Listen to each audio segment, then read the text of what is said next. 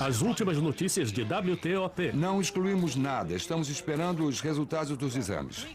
Estamos indo direto para o centro de Washington. A cena do... Um bilhete anônimo dizia que o embrulho continha antraz, uma bactéria mortal.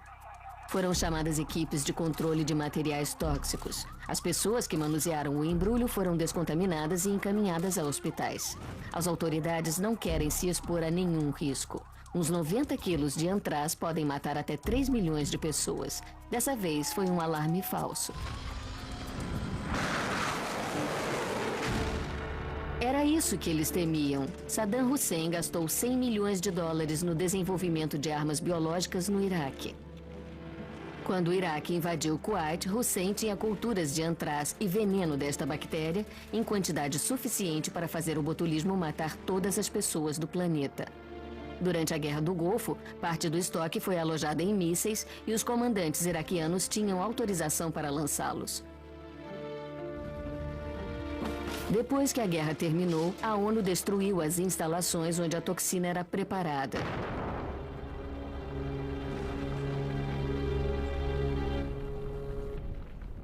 Mesmo sem os germes preparados para a guerra, as pessoas vivem aterrorizadas com as doenças causadas pelas bactérias. Pneumonia, salmonelose, meningite, todas causadas por bactérias e transmitidas diariamente em nosso meio.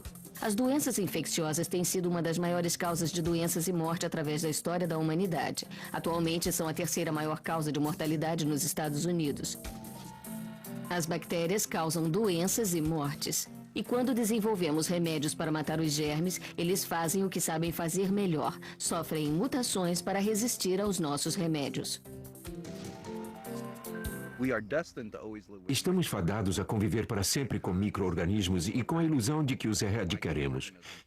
Você pode fazer o que quiser, mas nunca vai deixar a sua pele sem micro-organismos. Pode escovar o quanto quiser, que não conseguirá deixar a sua boca sem bactérias. E a outra coisa que sabemos, as bactérias estão sempre presentes. O nosso trato intestinal é um grande tubo de fermentação cheio de bactérias que está sempre gorgolejando e triturando e transformando coisas. Dependemos das bactérias e não podemos ficar sem elas. Na verdade, menos de 1% de todas as bactérias causa doenças. As outras desempenham um número incontável de funções úteis em nosso cotidiano. As bactérias são o pano de fundo de muitas das nossas comidas prediletas. E quando nos sujamos com comida, certas enzimas bacterianas ajudam a tirar as manchas. Até a neve artificial é feita com bactérias. As proteínas de bactérias desidratadas por congelamento ajudam a formar flocos a partir de água pulverizada. As bactérias são a forma de vida mais antiga da Terra. Elas sobrevivem em alguns dos ambientes mais severos, nas fontes de água fervendo do Parque de Yellowstone, em poças de ácido, em grutas, em fissuras na terra onde não há luz nem ar, e perto de respiradouros oceânicos onde a temperatura da água chega a 250 graus.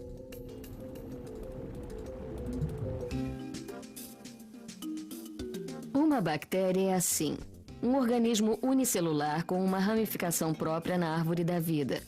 Margaridas, esquilos e pessoas deste lado, porque seus corpos são compostos por muitas células.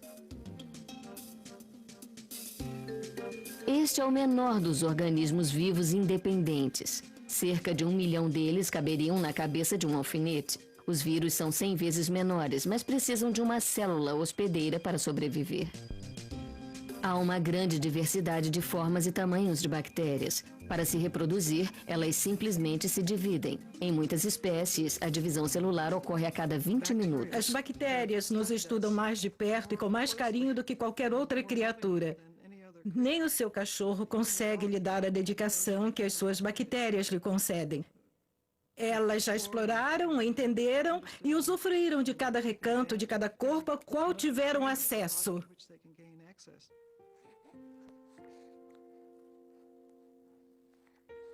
Nascemos sem bactérias, mas dentro de poucas horas começamos a ser colonizados por cerca de 400 espécies de micróbios, na pele, nos intestinos, na boca, no nariz e na garganta.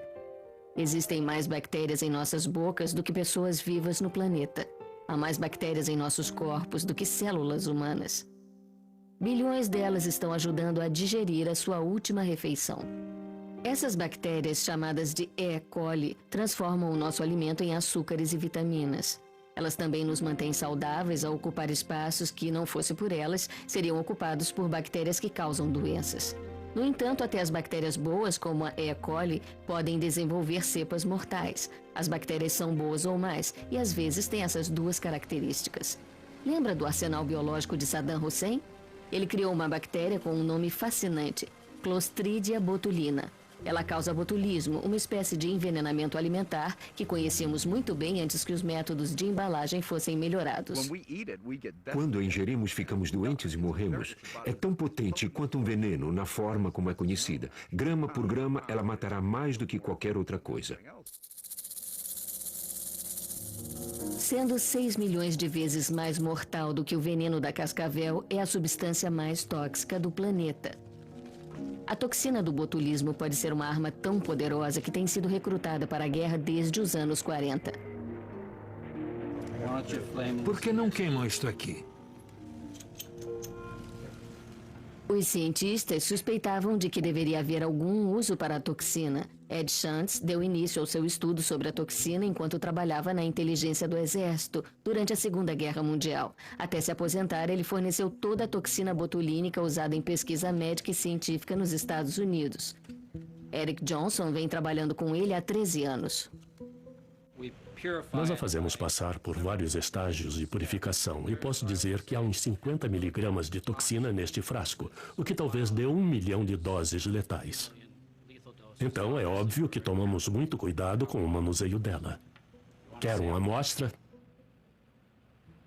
Após tantos anos de pesquisa, o Dr. Shantz teve a ideia de buscar outra aplicação para a toxina.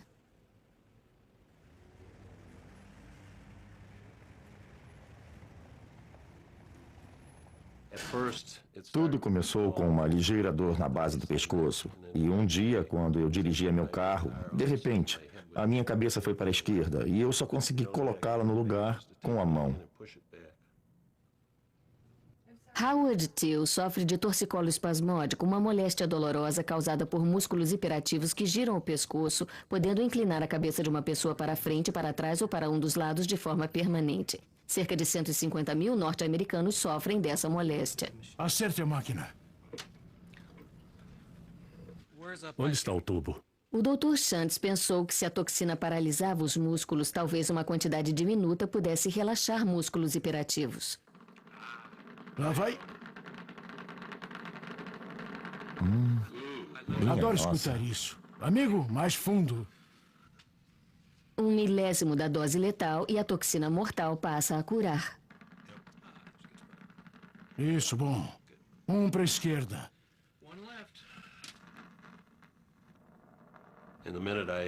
No momento em que recebi as primeiras injeções, a dor se foi. Foi uma sensação maravilhosa. A minha vida me foi devolvida. É irônico a gente tomar uma toxina que pode matar pessoas e, de repente, ela está salvando vidas. É irônico. É uma coisa incrível. As clostrídeas botulínicas são organismos estranhos. Nas condições corretas, elas crescem rapidamente, formando grandes populações. Depois, as células destroem a si mesmas, as bactérias morrem e a toxina mortal é liberada. Para dar início a um lote da toxina e prepará-la para uso médico, são necessárias cerca de 3 semanas. E neste tempo podemos preparar uma quantidade de toxina suficiente para abastecer os médicos por muitos anos. Tudo isso em um tubo diminuto, como se pode observar na bancada. Há pesquisas promissoras que indicam que a toxina botulínica ajudará milhões de pessoas que sofrem de situações relacionadas a músculos hiperativos, tais como o mal de Parkinson, paralisia cerebral, esclerose múltipla e a gagueira.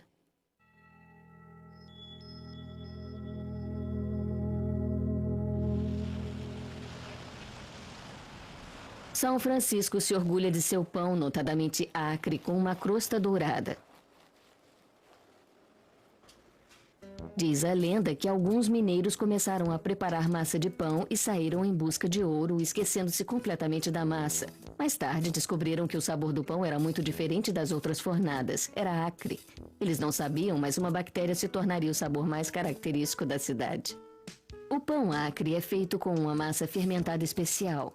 Na padaria Boudin, o mesmo fermento, ou fermento-mãe, é usado diariamente desde 1849. Willie Joseph é padeiro em Boudin há 33 anos. Colocamos farinha, água, o fermento-mãe e misturamos durante 10 minutos.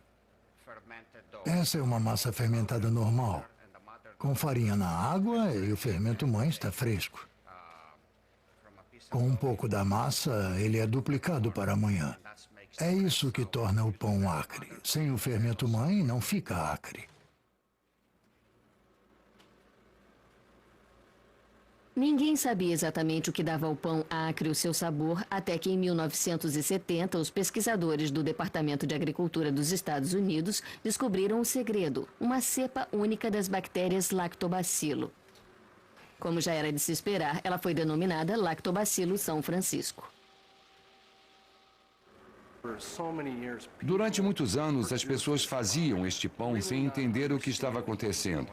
Agora temos base científica para entender o que acontece na produção desse pão. A arte hoje está mesclada à ciência. O vapor exala do forno, vem e esse aroma, sabe? As pessoas ficam, é tão bom, é tudo. O fermento-mãe, São Francisco, o nevoeiro, a bactéria, o clima.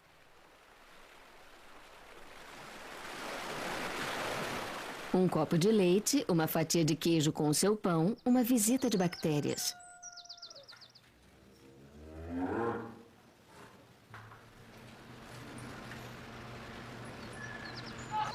Se isso é uma máquina que transforma capim em leite, o mecanismo são as bactérias.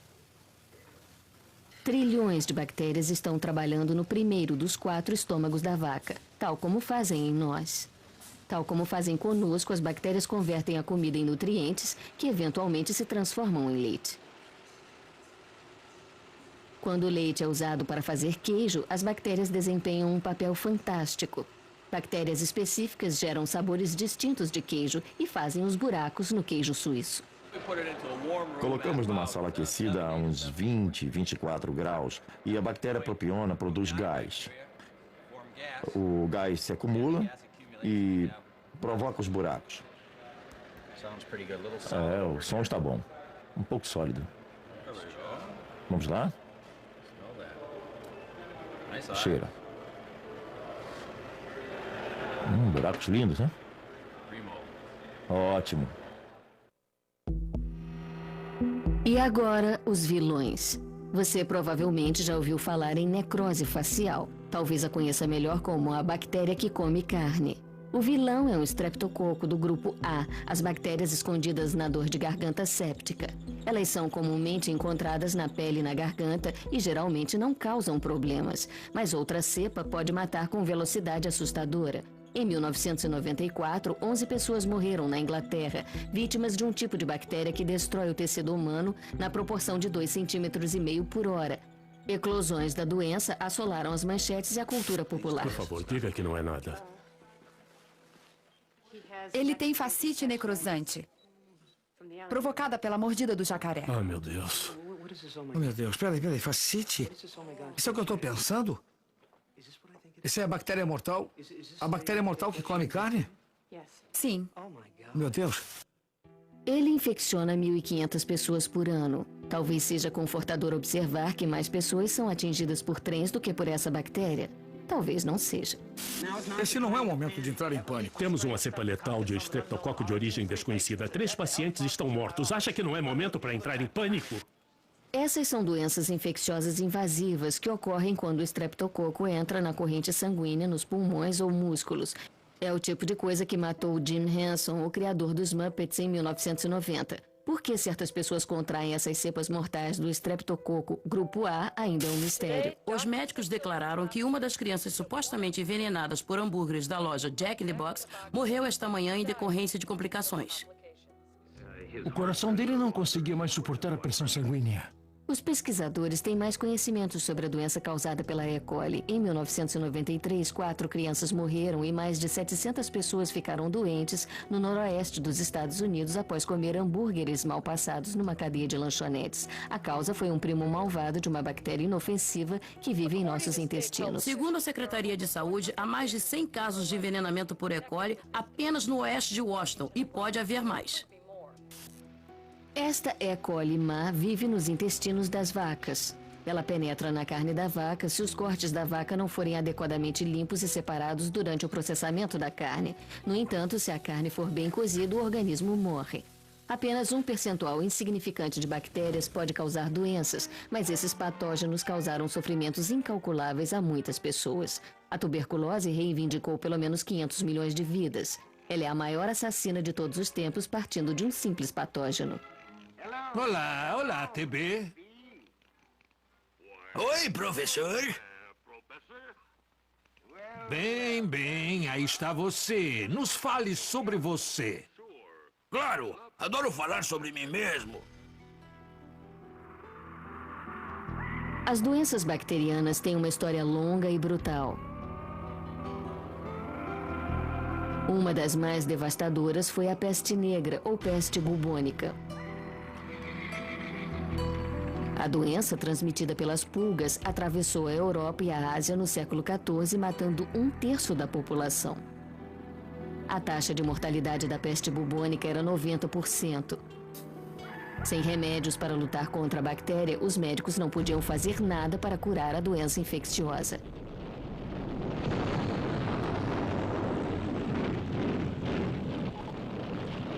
A batalha perdurou até o século XX, quando uma descoberta acidental mudou o curso da história médica. Retornando da batalha, os aviões trazem feridos para os hospitais ingleses.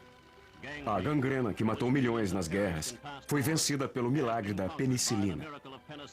Os cientistas estão produzindo... O milagre teve início em 1929, quando um cientista inglês chamado Alexander Fleming saiu de férias. Ele resolveu deixar a limpeza de seu laboratório para depois e simplesmente colocou suas culturas de bactéria na pia. Quando voltou, reparou que um dos pratos apresentava mofo. O fungo matara as bactérias, mas Fleming não conseguia estabilizá-lo nem purificá-lo. Para isso, foi necessária uma equipe de 4 pessoas de Oxford, trabalhando durante 10 anos. A droga recebeu o nome de penicilina a partir do nome do próprio fungo Penicillium. Graças à penicilina e ao plasma, milhares de homens voltarão aos seus lares e às suas famílias agradecidos. O mundo de paz que está por vir colherá os benefícios desta grande descoberta dos tempos da guerra. A ciência... A penicilina foi a alvorada de uma nova era na medicina. Finalmente, os médicos tinham o poder de curar. Para o homem, parecia que os dias das doenças infecciosas estavam contados. Nos anos 40, quando os antibióticos passaram a ser usados, houve muita agitação, porque pegávamos coisas como envenenamento sanguíneo por estreptococo, pneumonia, gonorreia, sífilis, e de repente tudo isso estava sendo curado. Era um verdadeiro milagre. Elia era um garotinho doente de 4 anos e sua mãe, Vivian, estava preocupada. Ele não comia, não brincava, não fazia nada, ficava deitado. Dizia que o pé estava doendo. Perguntei se ele tinha pisado em alguma coisa ou se tinha machucado o pé. Disse que não. Era muito estranho. Como a febre não baixava, eu vi que era sério. Apesar de ser uma mãe experiente com 5 filhos, Vivian nunca vira uma doença como esta. Após 2 dias de febre alta, ela levou Elia ao hospital. Dói quando eu faço isso? Dói quando eu toco aqui? Vivian aprendeu que a febre e a dor de Elia foram causadas por uma infecção bacteriana no pé. A bactéria chamada pneumococo geralmente causa infecções no ouvido. Mas no caso de Elia, ela entrou na corrente sanguínea e se alojou nos ossos. Os médicos prescreveram antibióticos, esperando que Elia se sentisse melhor em uns 2 dias. Mas 5 dias depois, a febre de Elia não baixara. Os antibióticos não estavam funcionando.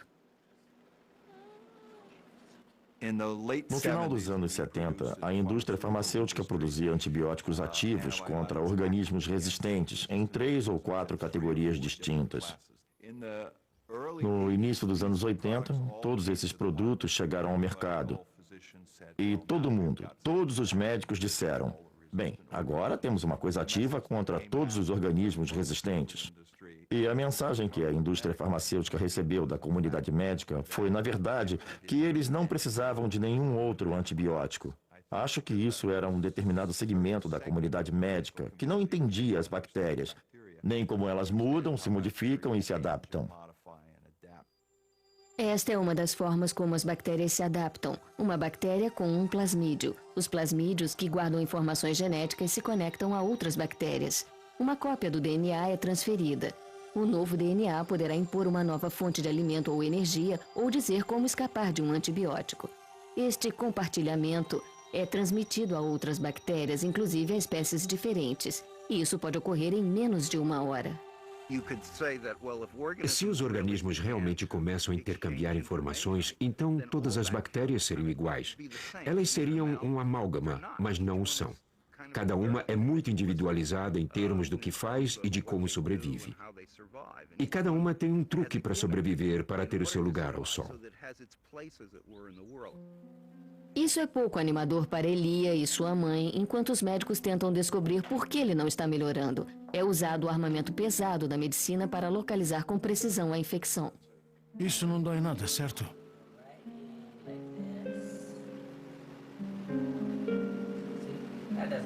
Na sala de cirurgia, os médicos coletam bactérias do pé de Elia, depois as cultivam em laboratório para descobrir por que os remédios não estão funcionando.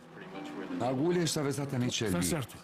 Vai dar para ver mais quando o pegarmos. Parece que estamos no caminho certo. Os pneumococos são a principal causa bacteriana de pneumonia, infecções nos ouvidos e meningite. Nos Estados Unidos, o número de cepas de pneumococos resistentes está aumentando e as cepas estão resistindo a mais tipos de antibióticos. A resistência aos antibióticos significa que as bactérias desenvolveram um meio de evitar a ação deles. Então, se você tiver uma infecção e tomar um desses antibióticos, ele não vai funcionar com você. Uma das formas de estudar a resistência aos antibióticos é ir onde os antibióticos são mais utilizados. Em Wisconsin, as enfermeiras Priscilla Goltz e Jane Stofflet estão coletando amostras do material produzido por narizes escorrendo. Isso faz parte de um estudo para o Centro de Controle de Doenças. Em Wisconsin, a taxa de pneumococos resistentes em algumas creches é superior a 40%. Certo. Agora vou dar um abraço de urso em você e você dá um abraço de urso então, Ele vai dar um abraço e vamos dar uma olhada no seu nariz. Eu só quero que você conte até 3, tá bom? 1, 2, 3. Pronto. Tudo pronto. Tudo bem. É só isso, Agora é só meu você bem. escolher um brinquedo. Vamos escolher um brinquedo. Menina, você se comportou muito bem, Fique meu aqui anjo. o dia todo. Obrigada. Ah, sim. Geralmente, as creches são encaradas como um terreno muito fértil para a procriação de organismos novos e resistentes. Em muitas creches grandes, 30 a 40% das crianças podem estar recebendo antibióticos. Por isso, um organismo que seja um bom colonizador encontra ótimas oportunidades para colonizar muitas crianças em creches e, posteriormente, causar doenças, principalmente se for resistente a 2 ou 3 antibióticos.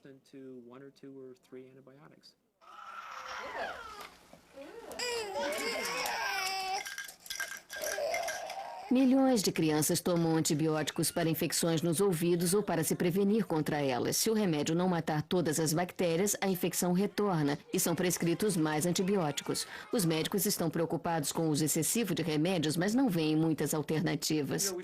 Você se lembra de quando falamos sobre a bactéria chamada pneumococo? Sim. Provavelmente é a causa bacteriana mais comum das infecções nos ouvidos. Ela é a que está mostrando mais sinais de não estar respondendo bem aos antibióticos. Certo. Ei, olha só para você. Olhe para suas orelhas. Ele ainda tem muita secreção. Vai demorar um pouco para que a secreção atrás do tímpano seja reabsorvida ou vá embora. Certo. Bem, pela aparência dos tímpanos, acho que devemos dar a ele um antibiótico preventivo. Certo. E vamos fazer isso durante 4 a 6 semanas. Certo. Ele pode se sentir desconfortável. Sim. É ruim, mas não podemos deixar assim. Principalmente para os pais. E se aparecer uma erupção na pele? Os antibióticos são amplamente prescritos mesmo quando não ajudam. Anualmente são emitidos 18 milhões de receitas para resfriados causados por vírus. Acho que a simples tonelagem de antibióticos que é usada anualmente no mundo contribui para o problema de bactérias resistentes na comunidade, que posteriormente se torna um problema no hospital, tornando-se depois um problema nas creches, e tudo isso está intrincadamente conectado. Nos anos 50, os animais também começaram a receber antibióticos. Além de refrear as doenças, e por motivos que ainda não foram compreendidos, essas drogas promovem crescimento. Atualmente, metade de todos os antibióticos usados nos Estados Unidos são usados na alimentação de animais. Este porquinho será alimentado com penicilina e tetraciclina antes de ir para o mercado. Até os vegetarianos recebem uma dose. Antibióticos também são pulverizados em frutas e vegetais. Não consigo imaginar um microbiólogo que diga que a aplicação disseminada de antibióticos fará algo além de selecionar organismos resistentes a antibióticos. Esta é a consequência. Há motivos econômicos para o fazer, e pode ser isso que o público queira. Mas eles também têm que sofrer as consequências, pois os antibióticos talvez não sejam mais úteis no tratamento de doenças daqui a algum tempo, no futuro próximo. O laboratório mandou o laudo da segunda amostra. A bactéria demonstra ser muito resistente ao antibiótico que ele estava tomando. Além de ser resistente àquele antibiótico, na verdade, ela é resistente a 2 outros que poderíamos usar. Felizmente, ainda há outro. É um antibiótico chamado vancomicina. Já está preparado? A vancomicina é considerada um antibiótico de último recurso. É muito potente, é cara e pode ser tóxica. Elia vai ter que receber esse remédio por via intravenosa e precisará manter a dose por 5 semanas, mesmo depois que for para casa. Isso é uma mudança drástica em relação às infecções de pneumococos do passado, quando uma colher de chá de um remédio cor-de-rosa 2 vezes ao dia resolvia tudo. Há uma grande preocupação quanto à disponibilidade de alguns antibióticos para tratar alguns organismos resistentes. Hoje em dia, alguns problemas só podem ser resolvidos por um único antibiótico. Então, existe o temor de que, se houver o desenvolvimento de resistência a este antibiótico, teremos um grande problema em nossas mãos. O Staphylococcus aureus é a maior causa de infecções hospitalares. Nos últimos anos, o número crescente de cepas resistentes tem gerado alarme. Muitas das cepas de Staphylococcus aureus em hospitais são resistentes a tudo, exceto a vancomicina. Então, se essas cepas se tornarem resistentes à vancomicina, pode haver o desenvolvimento de novas cepas de bactérias muito comuns e resistentes para as quais não haverá tratamento. Isso é um temor. Nos anos 90, as alas dos nossos hospitais pareciam com as alas dos anos 30, a era que antecedeu os antibióticos. Tínhamos pessoas morrendo de doenças como febre tifoide, tuberculose, difteria e pneumonia. E, na verdade, não tínhamos muito a dar a elas sob forma de terapia. No Colorado, o sol brilha praticamente o ano todo. Aconteceu. No hospital de Tóquio, um paciente desenvolveu uma infecção estafilocócica resistente à vancomicina. Se a cepa viajar para os Estados Unidos, como ocorreu no passado com cepas resistentes, os médicos terão pouquíssimas opções. Um dos fatores que levaram ao aumento global da resistência por parte das bactérias é o fato de termos populações de pessoas que se deslocam muito. Há viagens internacionais nas quais se pode literalmente pegar um organismo resistente e o transportar de um continente a outro em menos de um dia. Então, esse é um grande problema em âmbito mundial. Não existe tratamento para algumas cepas resistentes de algumas doenças que são potencialmente mortais. Em 94, uma mulher coreana voou de Baltimore para Chicago e Honolulu. Ela não sabia que era portadora de um caso ativo de tuberculose resistente a diversas drogas. Em virtude da doença, a mulher morreu 1 mês depois. Os passageiros que estiveram nos mesmos voos que ela foram examinados. 15 apresentaram resultado positivo para a tuberculose. Essas pessoas poderão ou não desenvolver uma tuberculose ativa. Se aprendemos alguma coisa nos últimos 50 anos da era do antibiótico, é que esta corrida vai continuar. Ela poderá se acelerar, porque no futuro teremos novos antibióticos, além de novos tipos de antibióticos. Mas acho que seremos ingênuos se pensarmos que este processo irá parar simplesmente porque desenvolvemos uma nova categoria de antibióticos ativos contra um micro-organismo que atualmente é resistente. Acredito que não irá parar. Com a vancomicina, temos que nos preocupar com coisas como a toxicidade renal e os ouvidos. E este é o grande problema com os organismos que oferecem resistência. Temos um longo caminho à frente. Ele irá para casa tomando antibióticos intravenosos. Profissionalmente, temos pouquíssimas opções a oferecer a ele. Ei, você nem parou para dizer oi. Ele está pronto para voltar para casa. Um enfermeiro o visitará em casa para iniciar a medicação intravenosa. Ele será monitorado de perto para terem certeza de que o antibiótico não está causando problemas aos rins. 6 semanas depois, a infecção de Elia finalmente se foi.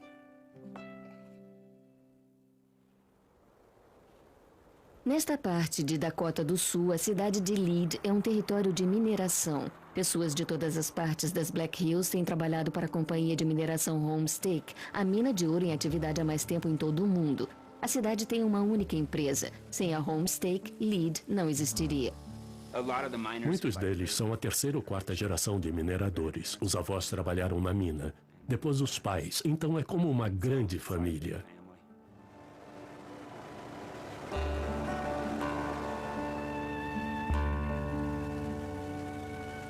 Dê uma olhada nesta mesa aqui. É só uma garimpadeira de ouro automática. Ela faz a mesma coisa que o pessoal fazia antigamente no riacho, só que é muito mais eficiente, trabalha muito mais rápido e recolhe mais material. Vê aquela faixa dourada descendo daquela mesa? Aquilo é ouro. Mas aquela faixa é apenas metade do ouro desta pepita. Para extrair o restante, a pedra vai para tanques enormes de cianeto. O cianeto dissolve o ouro exatamente como um açúcar dissolve na água. Ele obtém uma solução pura. Depois que o ouro era extraído, a solução de cianeto era jogada no córrego da cidade Whitewood, matando tudo que se encontrava na água. Durante mais de 100 anos, o córrego ficou inerte. A Agência de Proteção Ambiental deu à Homestake 1 ano para o desenvolvimento de um projeto para a retirada do cianeto do córrego. Os responsáveis pela mina não sabiam como resolver o problema e ainda manter a mina rentável. Para os moradores de Lead, em Dakota do Sul, o lucro da Homestake significa empregos para a cidade. Há poucas coisas, além do cianeto, capazes de dissolver o ouro, e elas são muito piores do que o cianeto. O presidente da Homestake aumentou o desafio, tornar as águas do córrego tão limpas que nelas vivessem trutas. A Homestake contratou um bioquímico local, Jim Whitlock. Whitlock e sua equipe resolveram usar seus conhecimentos de microbiologia para experimentar algo novo. Começamos com o conhecimento simples de que as bactérias toleram o cianeto e sabíamos que algumas bactérias toleram mais cianeto do que outras. Na verdade, essa é uma forma padrão usada por microbiólogos para identificar bactérias tomando por base a quantidade de cianeto que toleram. Pesquisamos mais a fundo e descobrimos que elas dividem a molécula de cianeto em 2 partes para usá-la como alimento. Essa foi a única coisa que descobrimos que poderia funcionar. Então, era uma oportunidade única e tinha que funcionar. Essa era a parte que assustava um pouco. Funcionou. Atualmente, toda a água da mina subterrânea é filtrada através destes tanques. Cada um contém cerca de 9.000 quilos de bactérias pseudomonas afixadas a discos plásticos. As bactérias gostam de se prender a coisas e têm uma pequena cauda que usam para propelir a si mesmas na água. Elas descartam a cauda e secretam uma camada de muco. É assim que elas aderem ao disco plástico. Este disco gira lentamente, cerca de meia rotação por minuto, parcialmente submerso no tanque de água, com as bactérias presas a ele. Então elas estão dentro d'água e estão novamente fora d'água, e depois estão dentro d'água. Quando elas estão fora d'água, atendem às suas necessidades por oxigênio, e quando estão dentro d'água, estão pegando cianeto e absorvendo metais.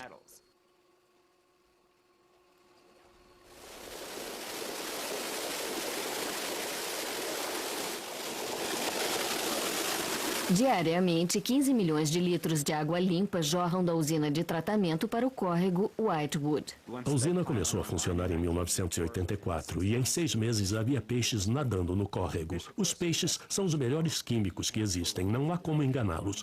Ou está bom para eles ou não está bom para ninguém. Antes da água percorrer o encanamento e chegar ao rio, as trutas mantidas na usina de tratamento dão a aprovação final. Os peixes estão contentes. As pseudomonas têm muito alimento para consumir, fraturando o cianeto e o transformando em comida. Os contadores também estão contentes. Estávamos procurando um processo químico que provavelmente custaria 3 a 4 milhões de dólares por ano em substâncias químicas e na parte operacional. Acabamos achando um processo biológico que tem um custo operacional de aproximadamente $500 mil por ano. Atualmente, o minério retirado da terra gera emprego para 1.000 moradores locais e muitos trilhões de bactérias. O resultado são 1.000 barras de ouro por ano.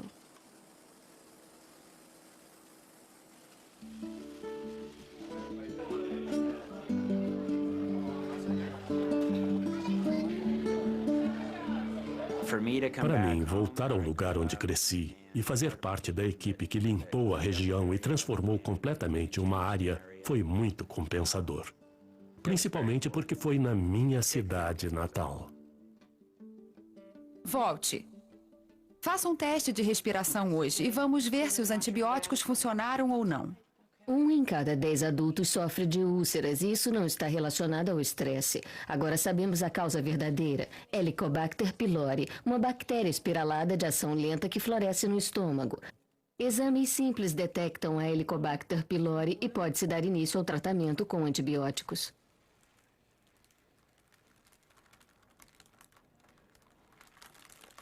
Muito bem. Temos a sua primeira amostra. É uma descoberta incrível. Conseguimos avançar tanto com relação à úlcera porque por muito tempo se pensava que a pessoa tinha que se ver livre de ácido. Então a cirurgia retirava o ácido, parte do estômago que o produz, e também retirava aquela área onde a úlcera se forma primeiro. Mas agora sabemos que é apenas uma doença bacteriana. É só tomar uma dose de antibióticos de 7 dias ou de 10 dias e acabou. É fantástico. Se for provado que ao menos uma destas doenças é causada por bactérias e deixar de ser incurável, ou se a cura for muito radical e inaceitável para muitos pacientes e ela puder ser retirada daquela lista e colocada na lista das doenças que podem ser curadas com antibióticos, isso seria uma grande contribuição. Este é o Instituto de Pesquisa de Genoma, o TIGR. Aqui eles pegam uma cópia heliográfica genética de uma bactéria, o seu DNA, e o dividem em pedaços que são ordenados por um supercomputador. Se o DNA completo é o livro que descreve uma bactéria, os genes são as páginas. Os computadores colocam as páginas na ordem certa. Quando a cópia heliográfica genética dos micro-organismos estiver completa, as funções dos genes serão estudadas. Quando os pesquisadores entenderem que genes são responsáveis pelo crescimento ou por doenças, eles poderão ser manipulados para muitos fins. Isso nos leva a uma pergunta muito mais abrangente. Pensamos que eles são muito evoluídos, e é provável que os nossos cromossomos sejam altamente evoluídos, e as bactérias são primitivas. Mas o oposto é que é verdade. Os cromossomos das bactérias são extremamente evoluídos. Pense em organismos que se duplicam a cada 20 minutos ou 1 hora, e que estão fazendo isso há bilhões de anos. Eles têm que ser muito eficientes em tudo o que fazem. Nas bactérias nada foi deixado ao acaso. São genes que englobam tudo para todas as finalidades práticas. Entender os genes dos micro-organismos também descortina milhares de alvos novos para antibióticos, vacinas e aplicações industriais. A diversidade que há lá fora é surpreendente. Nós conhecemos 1% do que está lá fora. E a coisa mais inteligente que podemos fazer nessa pesquisa é tentar encontrar novas formas de fazer culturas de milhares de micro-organismos novos e descobrir seu código genético e o que existe nele. Isso vai revolucionar virtualmente tudo o que fazemos. O Parque Nacional de Yellowstone é um dos lugares mais ricos do planeta para toda a vida microbiana. As bactérias florescem nas condições extremas encontradas nas piscinas. Os turistas observam um cenário espetacular. Os pesquisadores vêm aqui para entender como a vida consegue sobreviver.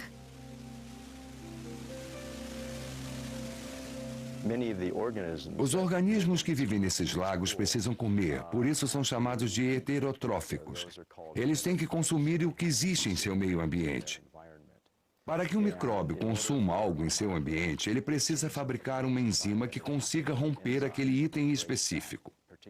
Se virmos um pedaço de madeira neste charco quente e o tirarmos de lá, e se a parte externa do pedaço de madeira estiver manchada de branco, podemos perguntar como isso aconteceu. Quando observamos os micróbios relacionados àquela madeira, os estudos mostraram como esses micróbios têm aquela capacidade. Para isso, clonamos os genes desses organismos que codificam aquele tipo específico de enzimas. Descobrimos que, na verdade, eles se adaptaram para romper fibras de madeira nessas condições extremas. Clonando os genes que produzem as enzimas de branqueamento, eles podem produzi-los em quantidade. Isso significa que as empresas de papel podem usar enzimas bacterianas para branquear papel, diminuindo a necessidade de uso de cloro. É bom para o meio ambiente e é um grande negócio. A produção de enzimas é uma indústria de 11 bilhões de dólares por ano. A maioria dos antibióticos vem de bactérias que vivem no solo. Enquanto a busca por novos antibióticos continua, os cientistas estão aprendendo que sabemos muito pouco sobre a vida microbiana abaixo dos nossos pés. Para os microbiólogos, a Terra é a fonte mais rica de biologia nova que existe, porque há muito mais que ainda não estudamos do que o que já descobrimos. Numa colher de chá de solo, há pelo menos 1 bilhão de bactérias que podemos fazer crescer em culturas. No entanto, há muito mais bactérias, talvez 100 vezes mais, que não conseguem crescer nos nossos meios de cultura. E, na verdade, é provável que tenhamos estudado apenas uma fração diminuta dos organismos que vivem no solo em função de sua capacidade de crescer em nossas lâminas. Mas se as bactérias não crescem no laboratório, como descobrir o que elas podem fazer? Como as examinar? Comece com o solo.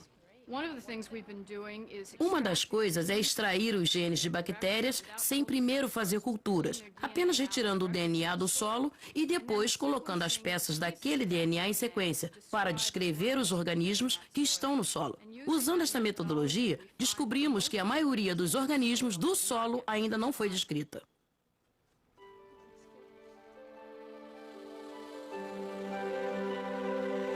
A busca por novas formas microbianas de vida tem levado os pesquisadores do solo do quintal ao leito do oceano e aos céus.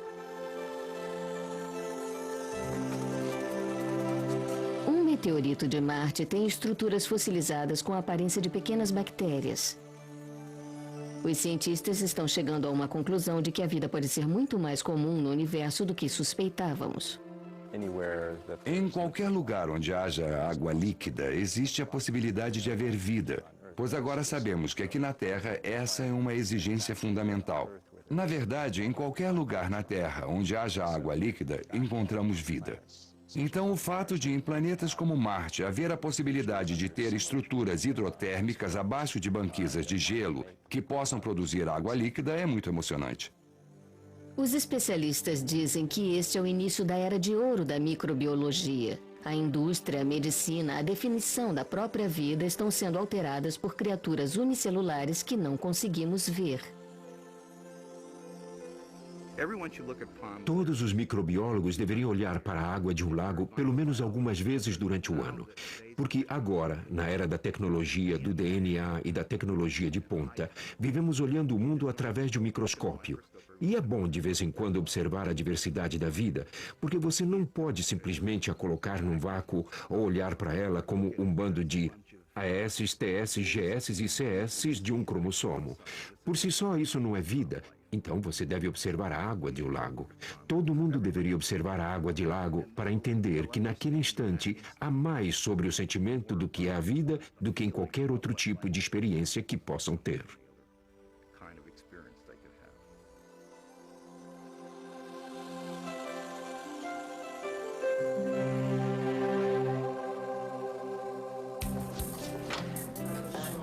Olá, bem-vinda à nossa humilde casa. É bom estar aqui. Stacy apertou sua mão. Foi. Olha como suas mãos estão completamente Meu cobertas.